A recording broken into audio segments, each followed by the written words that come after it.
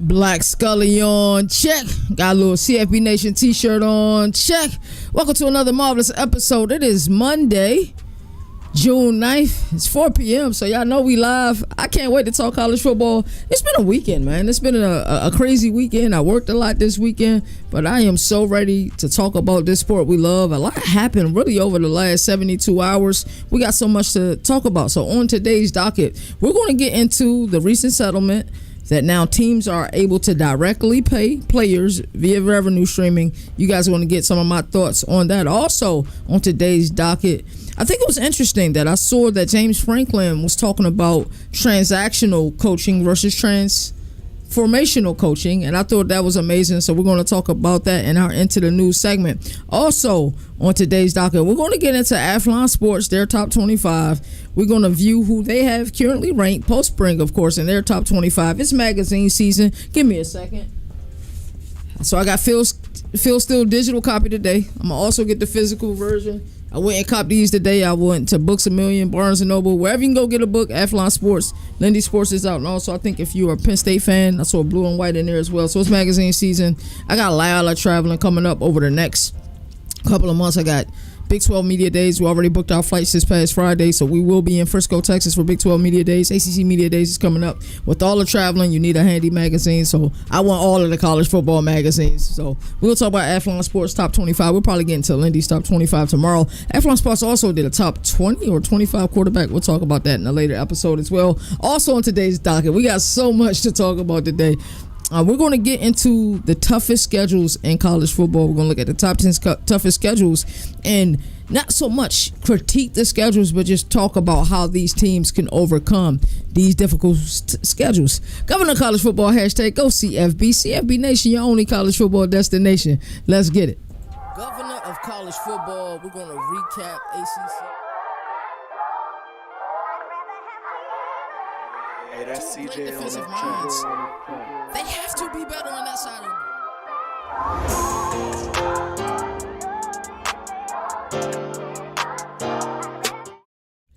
I feel like we are so close to the college football season, and I know it's like 70 some odd days away, but I feel like we are so close. We're uber close to the season, and I'm starting to get those crazy feelings again, like we're less than a month away, really like a month away to be exact, from the day for Big 12 Media Days. I can't wait to go to the net. But let's get into the latest headlines. You guys know how I always do, man.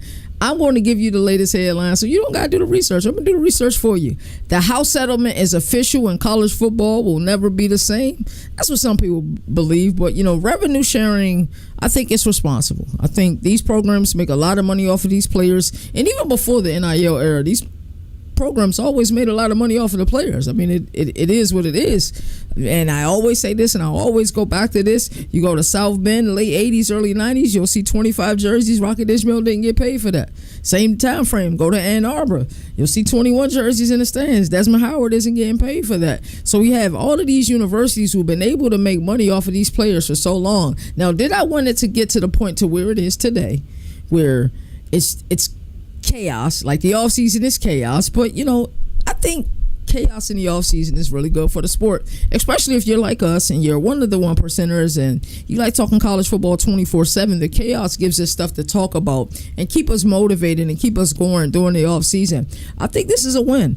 Shout out to Judge Claudia Wilkin. I thought that she did a very good job establishing standards. I think when you have a ruling of this magnitude, and knowing that the significance it has and how it will forever change the sport, I think it's important that we get this right.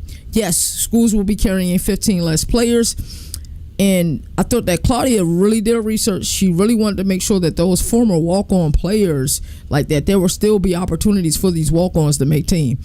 So I thought she nailed that. Also, up in the scholarships, teams used to get 85 scholarships annually. The rest of the players were on scholarships, and that's why we always see schools kind of do their thing where you see a player who wasn't on scholarship, like grinding to pay their their schooling just like the rest of us, regular people, and then they go on scholarship, and it's always a big thing, and it's always phenomenal to see. So Up in the scholarships went up 20 from 85 to 105.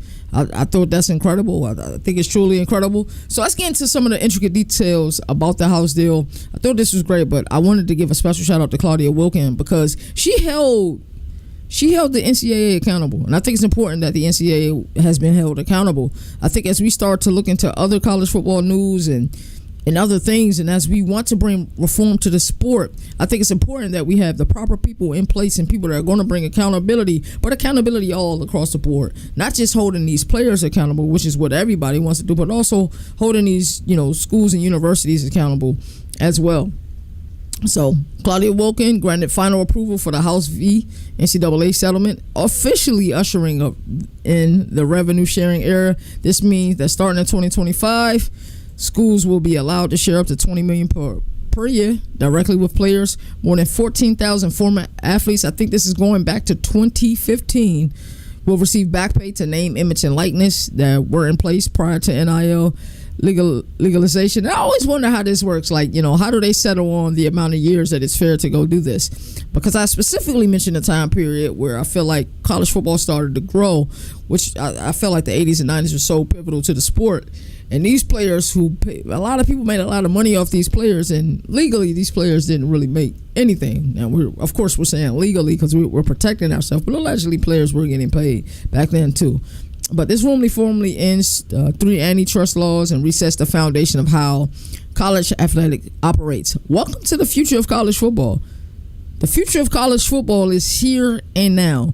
Revenue sharing, it is important. I think $20 million is a good figure as it pertains to the Power 4 teams. I'm not sure how that'll directly affect the group of 5 teams, but a lot of these really big schools, it's nothing in the grand scheme of things. If you look at some of the TV money that they get additional money for making the college football playoff. That's why we've seen players like Nico Iamaleava get upset last year, when the team made the playoffs. Like, bro, we don't get none of this cheddar. We don't get none of this money on. Like, we should get money on for this. So that's why we see players, get upset with this. But I think this is a fantastic ruling. I think that a lot of people will be upset about it. They don't like the way that the sport is changed. If it was up to me, we would 100% have the Pac-12 be the Pac-12 again. We wouldn't be saying P4. We would be saying P5, just like we're saying G5, and things would stay the same. But unfortunately, all good things must come to an end, and changes aren't necessarily bad. Changes are a good thing. For years, these players were being underpaid.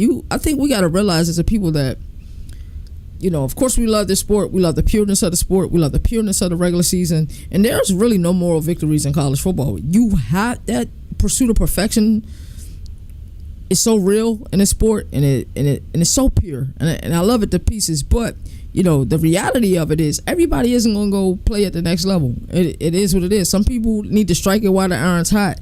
And I think this is an idea of striking it while the iron is hot. Like, think about somebody like a Willis McGahee. Thank God he was able to recover and play some pivotal years in the NFL with the Bills and the Ravens. But what if that never happened, right? He would have been another guy that, could have been, and, I'm sure the school would have done right by him and hired him as a coach or whatever. But, he was able to take care of his family. But, think about all the players who, suffered, injuries that were deemed like career ending and didn't get an opportunity to play at the next level, and probably would have been able to make a lot of money at the next level. I think this protects that. Some people truly have to strike it while the iron is hot. I think it's important. So let's move on to our next story. James Franklin explains the divide between the transactional versus transformational coaching. I think this is brilliant. I think college football has become very transactional, but not just from the coach's side, from the player's side, just from the sport overall. It's become very transactional. But I feel like the teams who've been able to truly separate themselves in this era of college football have transformational coaching. You look at what Dabo Swinney is doing down there in Clemson, like being able to truly develop players, being able to build pipelines and build his team and build his roster and construct his roster in a way utilizing high school. That's transformational when you're able to develop. Another guy who I think probably will be deemed as transactional is a guy like Jeff Brom, because he's been able to get players via the portal. But just because you get players through the portal, if those players get better with your program, that's still transformational, even though we're going to deem it as transactional. Jack Plummer got better during his time in Louisville. Transformational. Tyler Shuck got better during his time in Louisville. That's transformational. So I love that these are the type of conversations we're having, and it's only June. So according to Franklin, a transactional coach is one who builds a roster quickly through the portal and NIL without deep development or relationships. We've seen Kirby Smart be able to, he's another guy. I mentioned Dabo earlier. Kirby Smart is another guy, transformational coach. So, and we do have teams who kind of are transactional, and I don't know if they're transactional out of necessity or if they are transactional because they have to be. I look at a team in Boulder, Colorado, and while I believe that, Coach Prime is transformational, when you look at, when he speaks, everybody listens. I feel like his messages are always delivered and delivered clearly. And I truly think he makes an impact. I think he makes a huge impact. But because a lot of his players come via the portal, he'll probably be deemed as a transactional coach. And even though I believe he's transformational, I think most people would say, hey, that's transactional. He's getting most of these players from the portal. We already know, like, when it comes to the recruiting visits, there's not a lot of action happening as far as him going in-home. I don't think he's been on any in-home visits during his 2+ seasons in Boulder. That's something I would like to see so I can understand why people say he's transactional. Yes, as it pertains to roster construction, I would say yes, he's transactional. But as it pertains to him being able to reach his players and get his players to listen and get people to buy in, he's transformational. So I love that, like I said, we're having this conversation this early. Franklin said even he struggles with the pressures to be transactional, especially in the results now industry. His quote hit hard. There's a lot of people in our profession that are struggling with how to be transformational in a transactional world. It's so true. It's very true. Like, I don't think there's really a happy medium. It doesn't matter what us, the media, say. It doesn't really matter necessarily what the fans say. At the end of the day, if your players can speak on your character and your players can speak on, the type of atmosphere you provide, and they can say, hey, during my 4+ years here or my 3+ years here, however they were with your program, if they're able to say, hey, X coach or this coach, made me a better person, I developed into a better man, it's deeper than football. It's 100% deeper than football. So, yes, we are living in a transactional world. That's where the sport is, but it's because it's that way because the players weren't getting paid legally for so long. That's why it's become such a transactional thing. Now, look at the pressure that Ryan Day had last year in Ohio State. He had an immense amount of pressure on him last year to win. And think about, how you felt, whether you're an Ohio State fan, Michigan fan, or you're just a fan of the sport or a fan of another team, and you watched them lose to Michigan, you say, uh-oh, here we go again. And think about the feeling everybody had about Ryan Day during that time. And think like, wow, Ohio State invested all this money to get all of these players. We heard astronomical numbers, like really like crazy numbers with, like they spent like $40 million on their roster. Like people saying things like that about Texas. They didn't. They didn't spend nowhere near that amount of money. But yes, did they go out and spend some money to build the roster that they felt like they could compete? Yes. But still, you got to go out there and go win. Like, imagine losing to a team like Michigan, 4th year in a row, and having to go look your players in the eyes and say, hey, we still got an opportunity to go win a national championship. That's transformational, in my opinion. Yes, transactional. Yeah, we had to go get a lot of pieces in the portal. Not a lot of pieces in the portal because Ryan Day does a great job recruiting out of high school as well, but they got puzzle pieces that fit in order for them to win now and win later. And I think that's the key for every team, especially this GM role, which we'll talk a little bit about more later. But transactional world, yes. Can you still be transformational in a transactional world? You absolutely could. I thought this was a great point by James Franklin. And yes, there's no happy medium. There'll never be any happy medium. If we're being honest, right? There'll never be a happy medium. But you can still be transformational in a transactional world. So Ohio State fans are really upset about this big noon kickoff. This is something we talked about before, but it continues to be a story. I get it. I get it 100%. You're like, yo, we won a national championship last year. Arguably the biggest game of the year, even though I think, that matchup in Death Valley is the game of the week and arguably the game of the year, for the Battle of Death Valley week 1, but that's neither here nor there. So arguably the game of the year, Ohio State, Texas, and it's being played at 12 o'clock. It's not cool.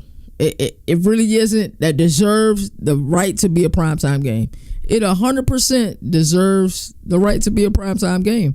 And it's interesting that this big noon kickoff became a thing. Some of the best games I have seen have been on, big noon Saturday on Fox. But it is what it is. Like, college football, the time slots are the time slots. They're 12 noon Eastern Standard Time. They're 3:30 Eastern Standard Time. Sometimes you get games that start around 7 or 7:30, 8. And then, of course, you have the really, really late games like the Pac-12 used to have back in the day at those 10:30 time slots. It is what it is. It always has been, the time slots have always been the time slots. I think the moment that people understand and accept what I have accepted and accept what I now understand is that these TV networks run the sport. Yes, college football doesn't truly have a commissioner, but the commissioner of this sport are these TV networks. Once you really think about it and you take the emotion out of it and you think about it with an open mind, you will see, yes, these TV networks are the commissioners. So, yes, that's the reason why we're getting the Texas and Ohio State, arguably the biggest game of the year at 12 noon. I don't mind it. I'm on the East Coast, but somebody on the West Coast like, God damn, bro. I got to wake up, what time is that? I got to wake up at like 8:30, 9 o'clock to watch this game, bro. That ain't fair. Same thing with, people in Central Time as well. So I understand the frustration, but it is what it is. Like, these TV networks run it. So according to ESPN's Pete Thamel, Ohio State officials are raging behind the scenes over Fox Sports' insistence on noon kickoff. I don't know why. I don't know why it's such a big thing. There's also concern about player recovery, short weeks, and diminished home field energy during early kickoffs. Now, if you want something changed, safety is always the way to go. In my line of work, what I do for now until August 1st, until I'm doing this full time, yes, if I want something changed, I'm going to always use the safety approach, and I will use that safety approach to get what I need to get done, right? So if they are going to fix this, which I don't believe they will, but if they are going to attempt to fix this, it has to be a school like Ohio State, who are one of the kings of the sports, to be able to fix it. But you see, the approach is player safety. If your approach is player safety, then, maybe they could change it. But I think big noon Saturdays, I don't think that's changing. I don't think it's changing at all. And while I agree with them, like I said, I truly don't believe anything is changing. I believe it was on Thursday and Friday. In other news, I believe it was on Thursday or Friday in our group chat. Like D Now is the guy that I've always hear news from. I don't know who his sources are, because like I said, I got a folder on my iPhone dedicated to college football. And when I tell you, I will get up, first thing I do is go to CFBNation.com, see what Moon and them got cooking up on the website. And then I go to other websites. I go to Athlon Sports. I go to On3. Go to 24/7 Sports. It's an addiction. ESPN.com. See if Bill Connolly released thing. Yahoo Sports. I love what Ross Dellinger over at Yahoo Sports does. So I'm always just checking out a bunch of different, stuff. But still, this D-Now's always beating me to a story. I don't know how he always finds it. But shout out to my guy, Dennis Noel, man.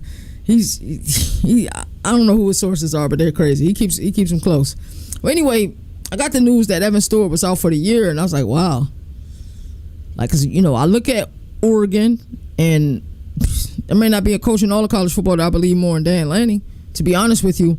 But I look at their team, I look at their schedule, I look at what they were able to do last year, and of course we try to minimize what teams are able to do if they have a disappointing outcome, But the work that you put in, shouldn't deem that outcome the outcome. Yes, they went undefeated in the regular season, 13-0, won their conference championship, got flooded by Ohio State in the playoffs, and it was like we automatically take away from what they was able to do. What they were able to do last season should be celebrated. I know they didn't win it all. Dan Lanning will definitely win national championships. I will look each and every one of you in your eyes and say that. Dan Lanning will win championships. I promise you that. He puts in the work. These players love him. He's able to recruit. He has built a program out west that is built like a program in the southern part of the United States. That's what he's been able to do during this time in Eugene. So he would definitely win one. So I think what they were able to do last year, going to get a guy like Dylan Gabriel, who many people was unsure about. I've always been a Dylan Gabriel fan, but people weren't sure about. They was able to go 13-0. Yes, they got flooded by Ohio State for their first loss of the season. It was the second time they played, and I think Ohio State just had enough intel. Jim Knowles knew how he was going to confuse their team. Bada bing, bada boom. That's where we landed. It is what it is. But this Evan Stewart thing. So I heard news that he was out for the season. I was like, oh. I was like, I don't know. It was an uncomfortable feeling And then immediately Nino and Dina, I was like, nah, I think they'll be fine. Like, because Nino has always been an Oregon supporter. Like, especially when Bo Nix was there, that's Nino's guy. So, they were trying to reassure my feelings about Oregon. But like I said, I wasn't sure. But according to Evan Stewart, he addressed the speculation about his injury status and cleared the air. He said he's ahead of schedule. He said the recent reports are misleading, so I don't know if that's going to equal him coming back this year. I don't even think I ever saw exactly what that injury was, but hey, what I saw I thought would be season ending. According to him, it won't be season ending, so it'll be interesting to see what happens. But they got depth at the wide receiver position, so it'll be interesting to see what happens in Eugene. But this is just a huge blow. I expected Evan Stewart to come out and ball out this year. I truly did. To be numero uno in the wide receiver room this year. Tej Johnson has moved on. He's now in the league, so I thought this would be a big year for them. So it'll be interesting. Oregon will be looking to defend their Big Ten championship this upcoming season, and it looked like Stewart will definitely miss some time. And in other news, like it's always so much news. This news I like seeing, but sometimes you see news and you're like, okay, because y'all know how I feel about that anonymous coach thing, right? We hear the anonymous coach thing all the time. Oh, anonymous coach said this, or anonymous coach said that. So an anonymous coach, this is a good one, says Georgia Tech has future head coaches on their staff. Anonymous ACC coach gave big time praise to Georgia Tech coaching staff, saying that there are future head coaches inside of that building. And Blake Gideon, I think he came from Texas, is one of the guys that people are talking about. It's something special about Georgia Tech. We've been around the program. I know my boy Moon, CFB Moon, has a great relationship with Georgia Tech. He attends a lot of games there. Georgia Tech is always one of those teams at ACC Media Days that show us a lot of love, and we truly appreciate it. Like they've been very good to CFB Nation. They truly have. But bigger than that, Brent Key is truly one of the coaches that I like a lot. That physicality that he played with, you could tell he's a former offensive lineman. From physicality, there's always those certain coaches you can kind of look at and say, yeah, you used to be a lineman. Brent Key, yeah, you could tell he was a lineman. Sharon Moore, you watch Michigan games, watch his style of calling plays when Harbaugh was out. You can tell, yeah, he's a former offensive lineman. Those coaches that like to run the ball. So you see what they're building. You see how physical they are. Hell, they were the only non-SEC team with a top 10 toughest schedule last season, and they did just fine. And really should have beat Georgia last year. We might be looking at a different college football playoff if Georgia Tech upsets Georgia last year. I don't know. They probably still would have made it because, if they'd won the conference championship, of course they were in it. But I wonder what would have happened if they'd have lost that. Would they still have been in it? Probably so. Purely speculation at this point. But I think it's good to see that Georgia Tech is getting the respect that they deserve. I've been seeing a lot of people give Haynes King a lot of credit. That's been good to see. Been seeing him on a lot of quarterbacks lists. I think Athlon didn't have him in their top 20 or top 25. I was really confused about that, to be honest with you, but I don't know. So it was a little weird, but I like what Georgia Tech is doing. I definitely think they're trending in the right direction. And Brent Key, listen, Georgia Tech, I'm gonna be honest with y'all, man. I don't think he's going anywhere. I truly don't. He played there for crying out loud. But man, if the right job called, do you think he'd take it? We look at somebody like a Colin Klein, who's back at, Kansas State as the offensive coordinator. Texas A&M called, he went and took the job. It was a progressive move for him. So I wonder, what Brent Key's loyalty look like to Georgia Tech? Are they going to be willing to open up the checkbook? Because since he's been there, he's given them consistency. He's given them discipline. And I love his approach, man. Not just the run the ball mantra, but just the discipline and how he lives in the present. I remember 2023 ACC Media Days. He's like, don't talk to me about the past. Don't talk to me about the future. Y'all ask me about this. Y'all ask me about that. I'm just worried about right now. And I love coaches that have that mindset. So, yes, does he have coaches on his staff that will be future college football coaches? Absolutely. I agree with 100%. So let's move on to our next segment. We're going to get into this Athlon Sports preseason top 25. Shout out to everybody that's watching right now. Truly appreciate everybody's time. We're going to get into this Athlon Sports top 25. And it shall be interesting, to say the least. So we'll go 25-1. Then I'll repeat it 1-25. And let me know what y'all think. Boise State at number 25. How are we feeling about Boise State this year? No Ashton Genty. Madison is back.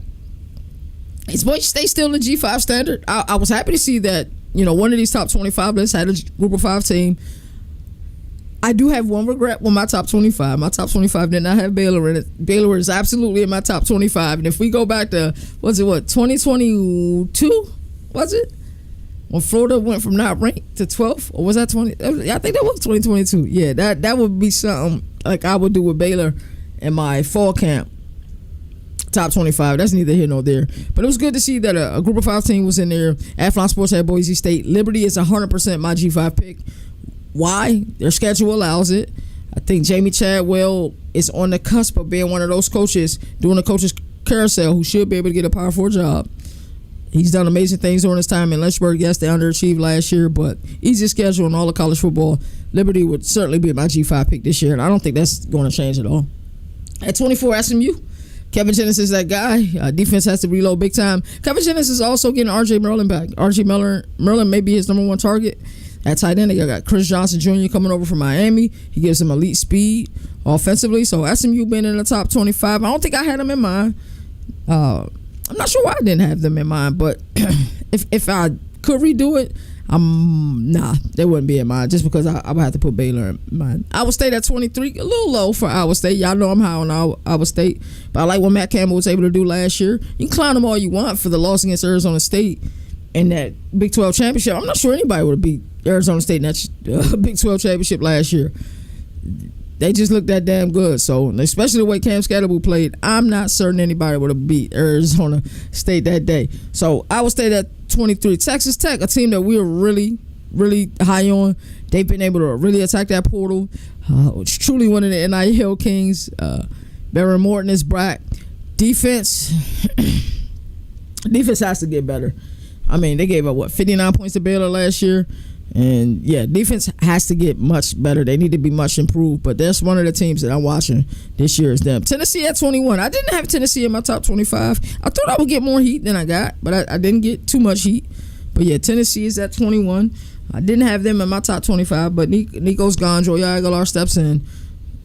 It's going to be interesting. I know they are replacing some production, both offensively and defensively. How well would Joey Aguilar pick up the system? I said it before. I'll say it again. It's difficult when you've known one system during your collegiate career. You go in and you're attempting to learn another system, as he went to UCLA and attempting to learn Tino Sinceri's system.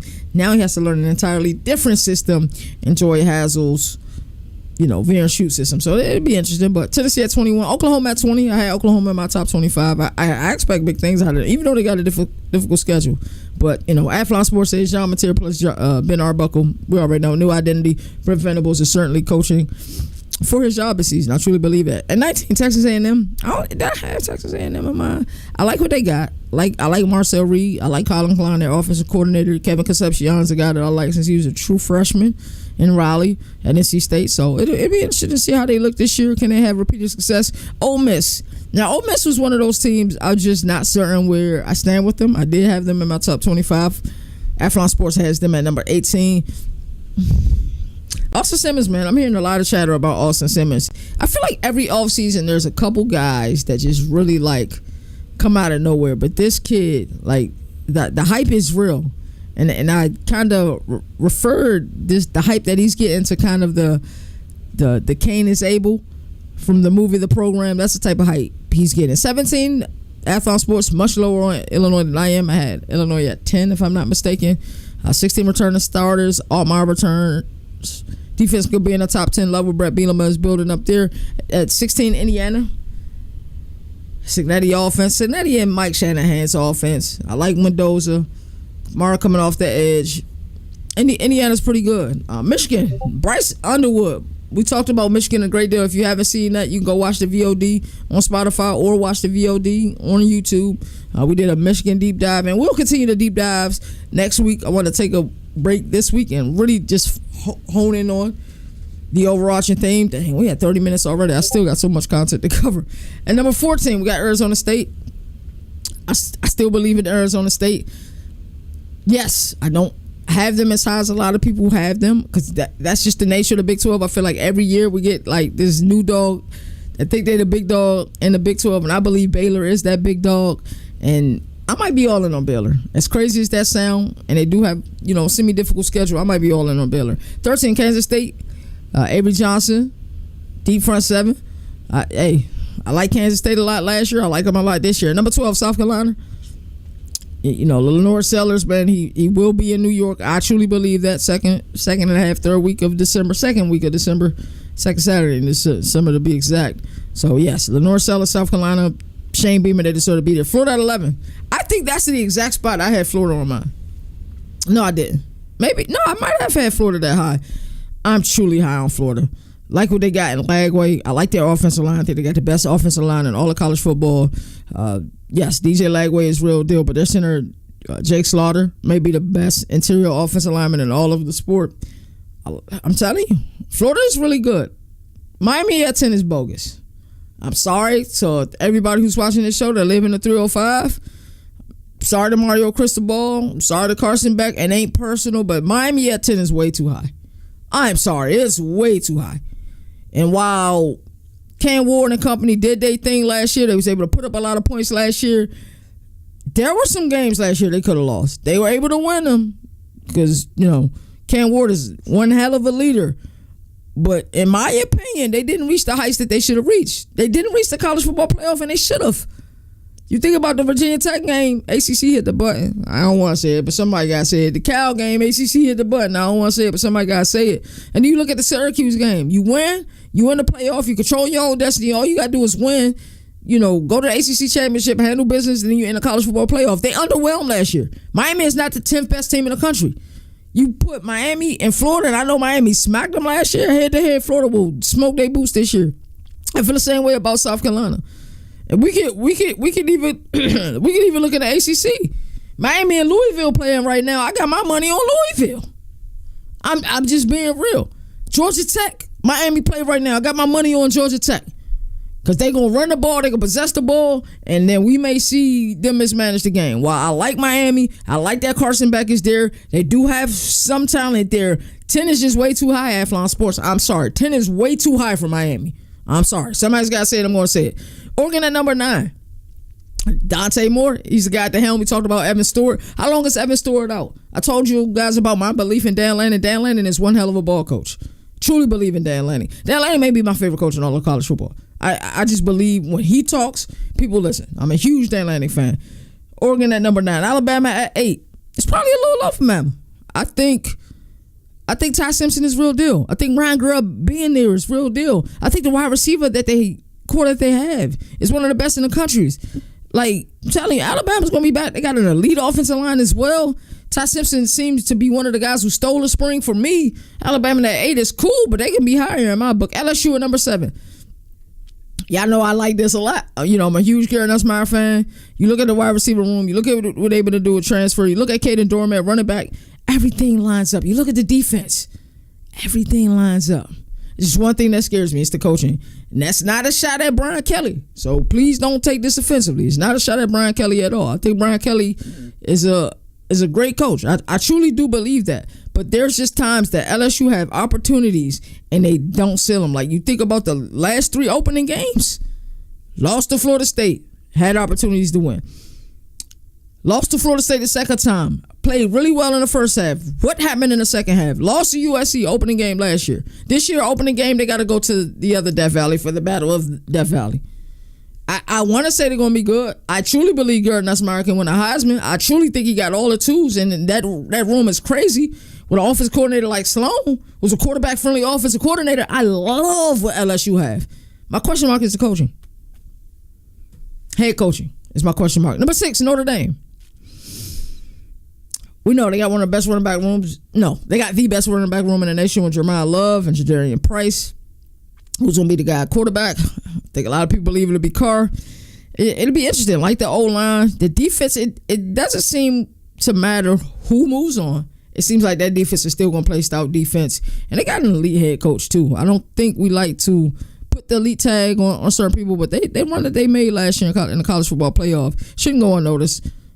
Notre Dame at 6, I'm cool with it. I think I had them at the 8th spot. I think I had them and Bama swap. I know LSU was not in my top 10 due to, some of the things that concern me with them. Clemson at 5 is too low. Highest return of production in all of college football. A program that is built the old way, but it's still built appropriately where they're able to build pipelines. When you see people, they're able to retain people. The tenure at Clemson may be better than any tenure at any other school in all of the country. People come to Clemson, they stay at Clemson, and guess what else Dabo Swinney does better than any other coach in all of college football? His players graduate, and you don't hear a lot of his players getting in trouble. That's culture. That's 100% culture. When your players are graduating, when your players are staying and they aren't leaving due to other things, and the families, the moms, the dads, the uncles, everybody believes in your program, and when you talk, people listen. What Dabo Swinney has been able to do in this era of college football is one of the best things I think I've seen in this sport in a very long time. Because you could not have told me 3 years ago in this era of college football that he'll be able to have a team this damn good, construct a roster this good, just removed out of the college football playoff, and best believe they did indeed have chances versus Texas last year. It was too many missed opportunities. But what Dabo Swinney has been able to do there is incredible, absolutely incredible. His players graduate. For the most part, he's able to retain his players. They still aren't using the portal, even though in 2023, when Keon Coleman was out there to get, Florida State went to go get him. I think that put them slightly ahead of Clemson, and we saw it. Who made the big play versus Clemson? It was Keon Coleman when Clemson had an opportunity to go get him. But Dabo's built this team the right way. You couldn't have told me that he'd be able to still. People were doubting Dabo after the 2023 season. I think a lot of us like to forget it, but people were doubting Dabo Swinney and his ability to coach. And we seen it on the show that he's on every week, and he had to remind people of his resume. He said, I must have forgot what I've been able to do. So he politely reminded them. But Clemson at 5 is a little too low for me. Georgia, where are we at with Georgia? You look at the roster construction, best coach in college football. Kirby Smart is the best coach in college football. Dan Lanning is my favorite coach in college football, but Kirby Smart is still the best coach in all of college football. That'll be no surprises there. I think, there's other names you could say. They're, certainly sitting at the, got a seat at the table, but he's still the best coach in college football. And that's another team that's, been able to, build and have a pipeline and have, being able to retain players, but also get players through the portal. Culture issues is something that we've heard is a buzzword as it pertains to Georgia. Every offseason we're hearing something going on there. But when you're paying 17, 18, 19, 20-year-olds money and they got a lot of clout and they big men on campuses, stupid things going to happen. That's to go back and say what Dabo Swinney is able to do at Clemson is incredible. Nothing short of incredible. I'm telling you. It truly is. Ohio State at 3. Where we at with Ohio State? New offensive coordinator, Brian Hartline. He's been there before. Should we really even label him as a new offensive coordinator? He's been there for a while. New defensive coordinator, Matt Patricia. How quickly does he adjust to the collegiate game? The collegiate game is different. It's different. You can simulate it all you want during the spring. You can simulate it all you want during the fall. During fall camp. At the end of the day, it's still different. And that's what people need to understand. It's a different game, so you got to be able to make those adjustments. So where we at with Ohio State? What's going on with the quarterback situation? Is Julian saying 100% the guy? I'm starting to see more and more people say like it's a sealed deal. So my boy Jalen might have been right as far as is Julian saying his job. I'll wait until the coach announces it. Until Ryan Day announces it, to me it's an open quarterback competition. I'ma just wait. But Ohio State still really talented. Arguably the best defensive player in all of college football, and Caleb Downs. They're really good. Penn State at number 2. Can't be mad at that. You really can't. Penn State could be at 1, 2, or 3. It depends on where you rank them at. And the people's issues with Penn State is probably still my issue with LSU. All the talent in the world. Really great constructed roster. Jim Knowles, best defensive play caller in the game. Andy Cottle-Nicky, I think he's one of the smartest minds on offense. Everything has aligned for James Franklin and the Penn State Nittany Lions. They just need to go out and get it. They need to 100% go out and get it. I do not want to hear excuses this season. Go for it. Like, and I mean that. And I mean that 100%. Like, I'm talking about 4th and short, 3rd and short. Like, bro, like, just be aggressive this year. If I'm James Franklin, I would rather lose my way than, win and, continue to be in games and almost have it like we've been doing. Like, no, go out and grab it. You got, you strip the jerseys off of Penn State, you put this team anywhere. They got one of the best constructed rosters in all of college football. Bar none. You can't disagree with that. So now all of the excuses have been eliminated, and I felt the same way about Miami. Not as far as the best overall, roster construction, but I feel like the excuses were out for Miami last year with Mario Cristobal.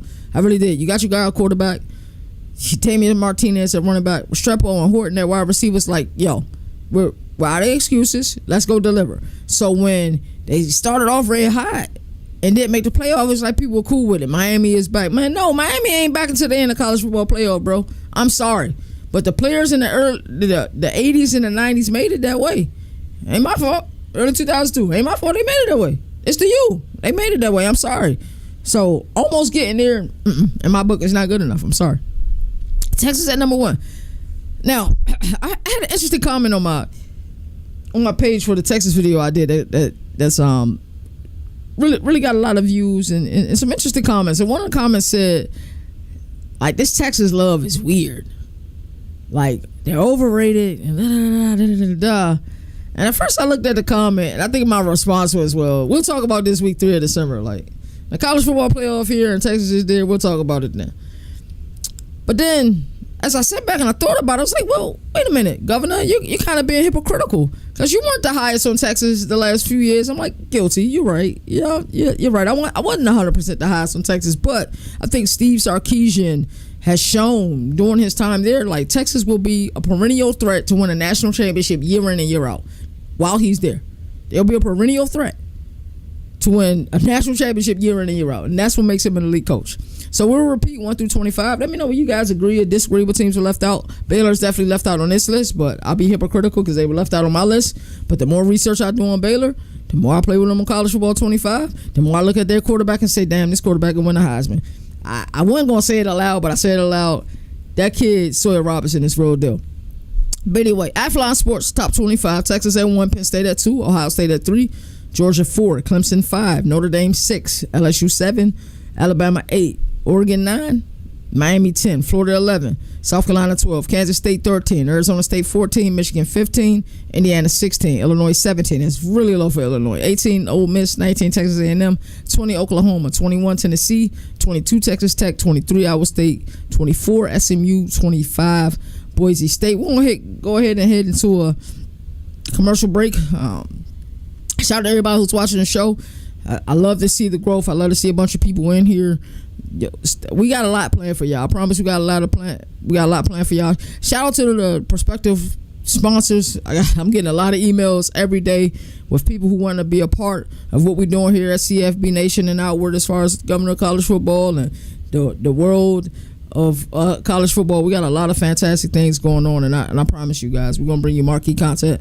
So we're going to go into an ad break. We'll be right back, man. Don't touch that down. Look at you out here using all these other sports books, and you ain't even using the best one. BetUS, get 125% match bonus when you use the promo code CFB Nation. Yeah, you heard me correctly. 125% match bonus on your first deposit using that code CFB Nation. We know that college football is in the off season, even though we don't celebrate that. CFB Nation, we do college football 24/7, but there are plenty of things for you guys to bet on. Who will have the most wins? OKC Thunder or Cleveland Cavaliers?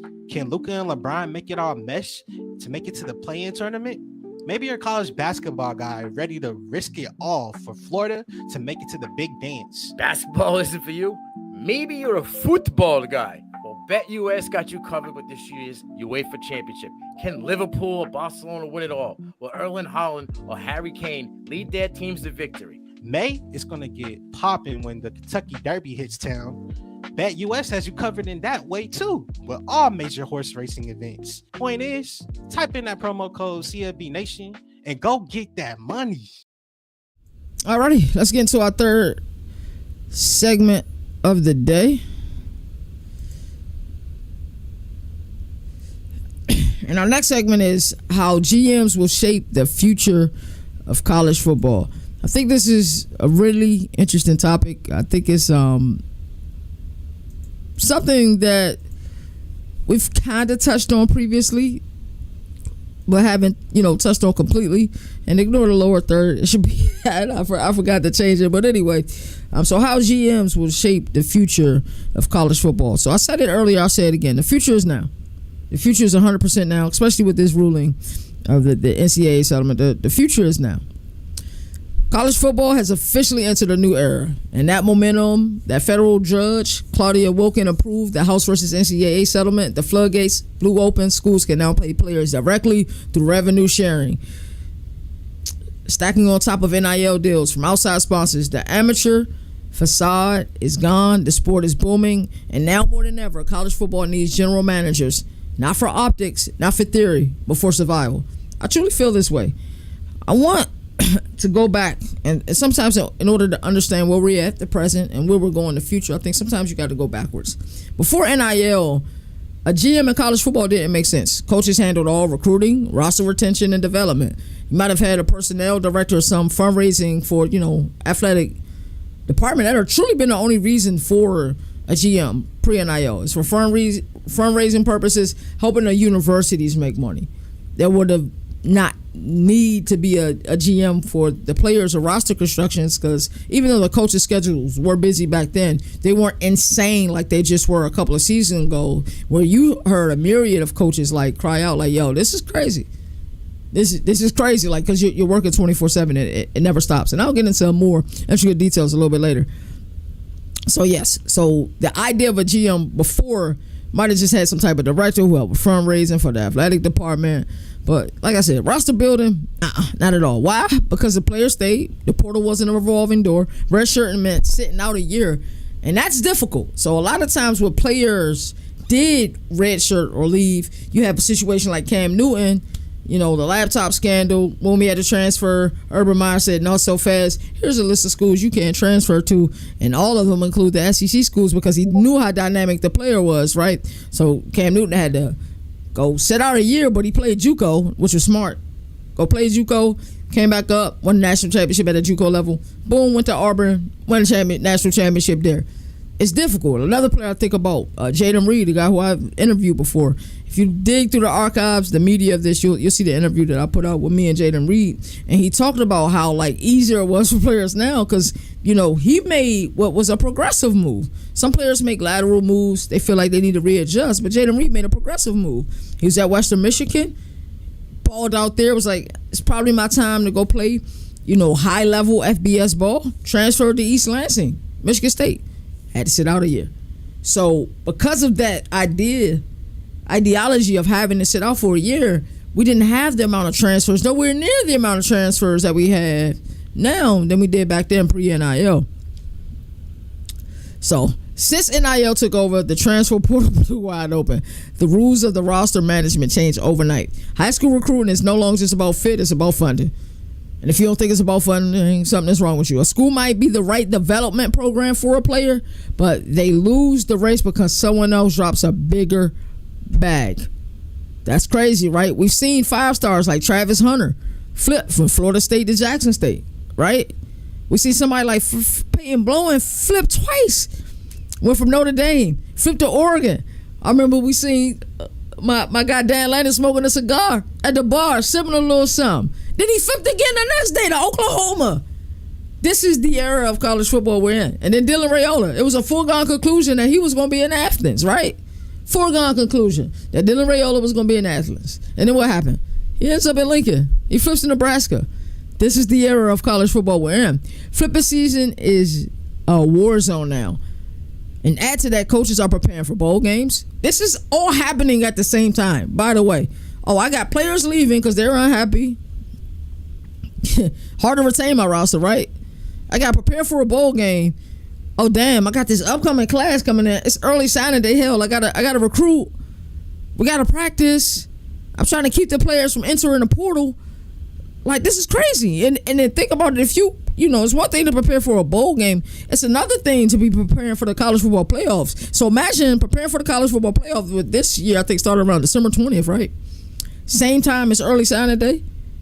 Same time period as time frame as the portal window opens. So much is happening at one time, and it's utter chaos. And from a fan perspective and from a media perspective, we want the sport protected at all costs. We want that game on Saturday. Hey, it's as pure as it's ever been.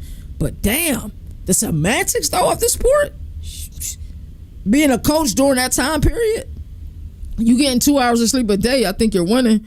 Because I think most coaches ain't even sniffing that during that time period, because there's so much going on.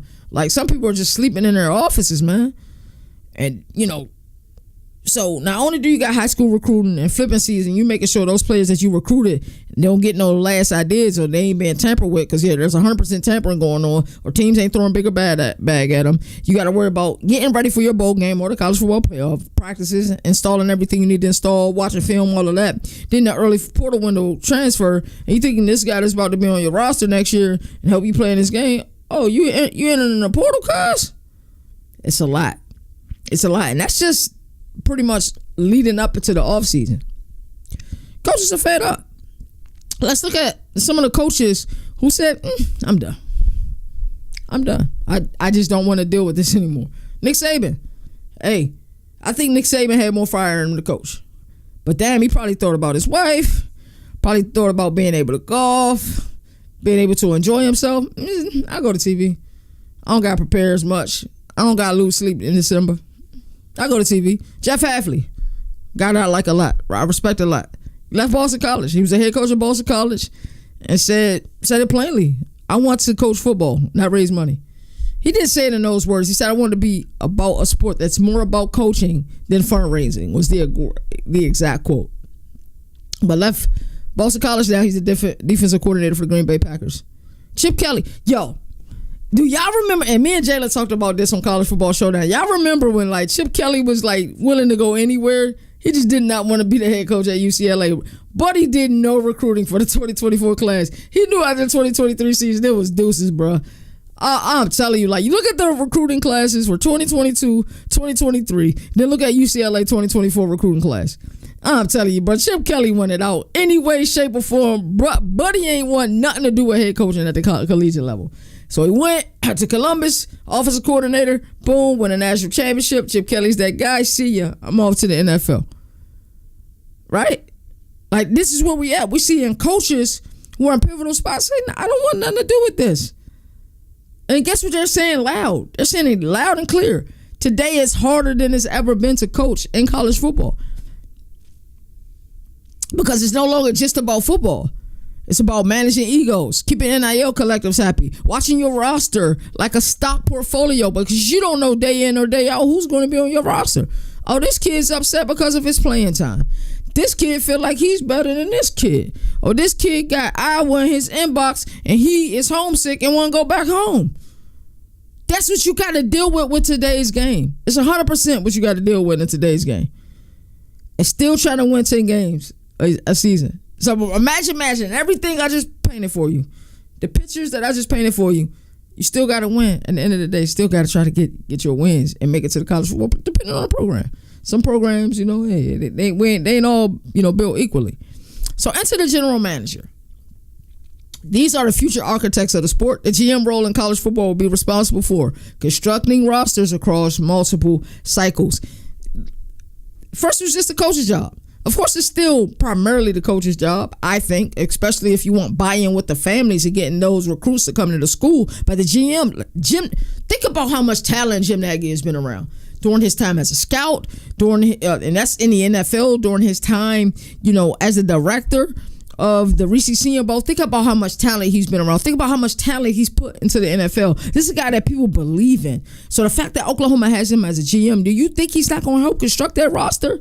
You're bugging if you think he won't. Managing NIL contracts and collective relationships, I do believe at some point there will be an NIL salary cap. I truly believe that. Monitoring scholarship distribution and budget caps. Working hand in hand with compliance boosters and media. And most importantly, giving coaches their time back. This is why the GM role at the collegiate level, especially in college football, is the most lucrative role in all of sports. Coaches in the NFL have an offseason. They have a damn good offseason. Ask the coaches in college football if they feel like they have a damn good offseason. Ask Brent Venables, even with Nagy there. I'm sure Nagy has helped a great deal. But Buddy's got some work to do down there in Norman. So I bet you he's been putting the work in. I bet 100%. Let the coaches coach. Let the GM manage. And you'll start to see this, former NFL name. We're seeing it everywhere. Mike Lombardi, North Carolina. Jim Nagy, Oklahoma. Ron Rivera, California. Andrew Luck, Stanford. This is what we're seeing. They're taking on this role, Because if you're able to fundraise, be a spokesperson for this university, help construct the roster, you're somebody that's been there and done that. Imagine you being a quarterback and there's a lot of schools looking at you, right? You go to somewhere like Stanford, like, I ain't really think I'll end up here. But then you have a conversation with Andrew Luck, who's been there and done that. It truly changes the landscape of the sport. It really does. So you think about their ability to lead. They've been there and done that. And it's lucrative. And then it's a high-power position. I'm telling you, this GM role is going to change the sport. Schools are going to need someone in the room who can track value, assign contracts, balance class distribution, and prevent overspending on one-year portal rentals. Because that's what, this is the business that we in. Right now, coaches are being asked to win, scout, fundraise, babysit. Oh, yeah. And if you don't think they're babysitting, some of these coaches are 1,000% babysitting. Go ask Kirby Smart if he babysitting. And he trying to protect what's going on down there in Athens. And budget, all in the same week. These are what coaches are being asked to do. Win, scout, fundraise, babysit, and budget. That's unsustainable. It's 100% unsustainable.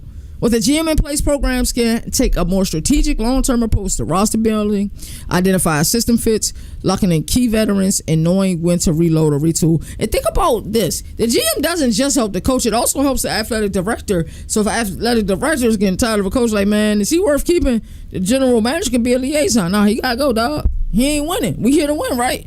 Oh, nah, I think he needs more time. Let's continue to get this coach at the tools that he need, the proper roster. Let's eliminate all excuses before we just sit here and fire the dude. This is why this position is so lucrative and why it's more lucrative than the NFL, in my opinion, as far as it pertains to the athletic director and them being a middleman or the bad guy, like Andrew Luck just had to be the bad guy and firing their head coach there at Stanford. Or somebody's be like, you know what? Go ahead and give Brent Venables another year. I think he has buy-in from the team. I believe if we give him the right roster, boom, give him a hotshot offensive coordinator. Like, I'm telling you, the GM role is lucrative. And this is something I've always believed in. Players play, coaches coach, general managers manage, and then the NFL on its own. But in college football, players play, coaches coach, general managers manage. Take some of the load off of these head coaches. It's not right. We got 3 minutes left. We ain't gonna get through this in 3 minutes, so somebody hit the B-dubs button. Around the nation, let's get to it. CFB's toughest schedule. SEC again has 9 of the top 10 teams. In the top 10 last year, they had 9 of the top 10. The only outside team that wasn't in the SEC was actually Georgia Tech. We talked about Georgia Tech a little earlier, so it was Georgia Tech. So, alrighty, let's get to it. Coming in number 10, toughest schedule, Texas A&M. Their schedule, they play UTSA versus Utah State, at Notre Dame, Auburn, Mississippi State, who's going to be much improved this year. Don't just look at that team in Starkville and think it's going to be an easy one. Because even though they didn't play well last year, they have a quarterback who did before he got injured by the name of Blake Shapen, by the way of Waco from Baylor. It was like they traded quarterbacks. It was like, hey, Mississippi State, we'll give you Blake Shapen. Hey, we want Sawyer Robinson. That's what it was like. So don't just think Jeff Lebby and them going to be an easy one. I promise you they won't. If Blake Shapen is healthy this year, they will be on the brink of being bowl eligible. I promise you that. Versus Florida, at Arkansas, damn. At LSU, at Missouri, South Carolina, Sanford, and at Texas. That is a tough schedule for Texas A&M. We're going to find out a lot what Marcel Reed, where he is, what Casey Concepcion is, what Mike Elko is as a head coach. Because it's crazy that I've heard so much things about him at ACC Media Days last year. I'm cool with a lot of people who are around the Duke program, and a lot of people are upset with the way he left the program. But for him to go down there, year one, SEC, have success, it was a W last year. So this is a tough schedule, Texas A&M. It'll be interesting. I think their win total sits around 8.1. Will Texas A&M win more than eight games next year? That's the question I ask for all of you guys. You answer it in the chat. We got to go a little fast. Number 9, LSU, at Clemson, Louisiana Tech, Florida, Southern Louisiana, Ole Miss, at Ole Miss, by the way, home versus South Carolina, at Vanderbilt, at Texas A&M, at Alabama, oh my God, versus Arkansas, versus Western Kentucky, at Oklahoma. Year 3 for Brian Kelly, that projected eight wins. This is a tough schedule, man. To go Clemson, La Tech, Florida, they got Southeastern Louisiana, then Ole Miss, South Carolina, at Vanderbilt, Texas A&M, Alabama, Arkansas. That run right there is crazy. Western Kentucky, Oklahoma, 8.3 wins. What you guys think about LSU? Coming in number 8, Kentucky, Toledo. Shout out to my boy D. Now. We are doing a docuseries with Toledo this upcoming summer. I'm excited about that. Ole Miss, Eastern Michigan, South Carolina, Georgia, Texas, Tennessee, Auburn, Florida. God damn. Buddy. Stoops. Mark. Yo, this schedule is crazy. Toledo. Won't be a pushover. Ole Miss, Eastern Michigan, South Carolina, Georgia, Texas, Tennessee, Auburn, Florida. Oh my God. Tennessee Tech, Vanderbilt, and at Louisville. 5 wins. I ain't sure they get 5 wins. I ain't certain. South Carolina, number 7. South Carolina has been in the top 10 the last 3 years in the hardest schedule in 2023. Virginia Tech, neutral site game, but I think it's in Atlanta. South Carolina State, Vanderbilt, Missouri, Kentucky, at LSU, Oklahoma, Alabama, Ole Miss, Texas A&M. That's a hell of a run right there. That at Missouri, Kentucky, at LSU, Oklahoma, home versus Oklahoma, home versus Alabama, at Ole Miss, Texas A&M, Coastal Carolina, and Clemson. That's a tough schedule. That's a tough schedule. South Carolina at number 7. They got 7.2 wins. I know a lot of us believe in Lenore Sellers. A lot of us believe in Shane Beamer. So if I was picking, I would pick them to get over that 7.2 wins, but it won't be easy. Mississippi State, Southern Miss, Arizona State, Alcorn State, NIU, Tennessee, at Texas A&M. Good thing is, I think, 4 of the first 5 home games games at home. At Texas A&M, at Florida, home versus Texas, at Arkansas versus Georgia, at Missouri, and at home versus Ole Miss. 4.1 games for Jeff Lebby. I think they'll be on the brink of bowl eligibility. I just believe in what Jeff Lebby is able to do. I believe in Blake Shapen. So I'm thinking they find their way to 5 wins. That'll be tough, though. Vandy, Charleston Southern, at Virginia Tech, at South Carolina, Georgia State, Utah State, Alabama, LSU, home versus Missouri, at Texas versus Auburn, God damn, versus Kentucky, and at Tennessee. That's Vandy's schedule. Wisconsin is the first non-SEC team to appear on this list. So let's take a look at their schedule. Versus Miami of Ohio. That's a really tough non-con game. Luke Fickell. Damn, bro. Another tough non-conference game is versus Mid-Tennessee State. At Alabama versus Maryland. That's going to be a big game. That'll be home. That'll be in Madison. And it'll be Billy Edwards' chance to go up against his old team. At Michigan. Iowa. Jesus. Ohio State. Oregon. God damn. Hold on. Let's go back for a second. Miami of Ohio. MTSU. At Bama, home versus Maryland. At Michigan, home versus Iowa. Home versus Ohio State. At Oregon, home versus Washington. At Indiana, home versus Illinois. At Minnesota. They're projected to win 5 games. And I know they just gave Luke Fickell an extension. Luke Fickell can pull a Billy Napier if they're able to win like 7 games, bro. That's a tough schedule. That's a really tough schedule. What concerns me, and you see most Big Ten and SEC teams try to schedule cupcake non-con games. They didn't take that approach at all. That's tough. Arkansas number 3, Alabama and A&M. Arkansas State at Ole Miss, at Memphis versus Notre Dame, at Tennessee versus Texas A&M, home versus Auburn, home versus Mississippi State, at LSU, at Texas, and home versus Missouri. Sam Pittman. I got a feeling. I don't think 6-6 is going to cut it this year for Sam Pittman. I don't. I think he needs to win 7 games if he's going to keep his job. Because I think a lot of people want to write him off. And they projected at 5.3 games. Y'all think Arkansas will get that? I don't think so. Florida number 2 at LIU versus USF. That's a tough non-con game. I'm a big believer in USF this year. At LSU, at Miami versus Texas, at Texas A&M versus Mississippi State versus Georgia, at Kentucky. This is a tough stretch. That at Kentucky, at Ole Miss, at Tennessee, Florida State. I like Florida a lot though. I really do. I think ESPN has them at 7 wins. So that'll be interesting. And then the toughest schedule in all of college football at number 1 is Oklahoma. team I believe a lot in. I think that they made all the right moves this offseason as it pertained to their approach in the portal, as it pertained to going to go get Jim Nagy, as it pertained to go and get, Ben Arbuckle. I already talked about the portal, but getting somebody like Jaden Knott in the backfield, somebody like John Mateer. I really like what Oklahoma did. I truly do. Illinois State, week 1. Week 2 versus Michigan at Temple. Depending on how things play, they can start out 3-0. That September 20th game versus Auburn be one of the games I'm most excited for this year. Truly. Home versus Kent State, home versus Texas, at South Carolina, home versus Ole Miss. Then they go at Tennessee, at Alabama, home versus Missouri, home versus LSU. Wow. Year 2 in the SEC.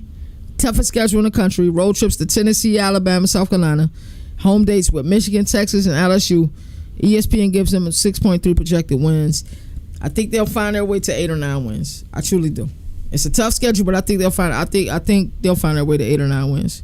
It's been a fun episode, man. These hours just go by quicker and quicker, man. So, fun show. If you guys don't know, if it's your first time watching this show, my name is the Governor. I am CEO of CFB Nation, the fastest growing college football platform in the world, Craig. And we live Monday, Tuesday, Wednesday, Thursday, 4 p.m. Eastern Standard Time. Shout out to everybody who's been watching the show. Like I said, I truly appreciate it. As I always like to say, there are no more victories in the sport that survive in advance. That's why college football has the greatest regular season. And until next time, which is tomorrow, 4 p.m., you all take care. Governor of college football, we're going to recap ACC. Hey, that's CJ defensive on minds. the They have to be better on that side of the ball.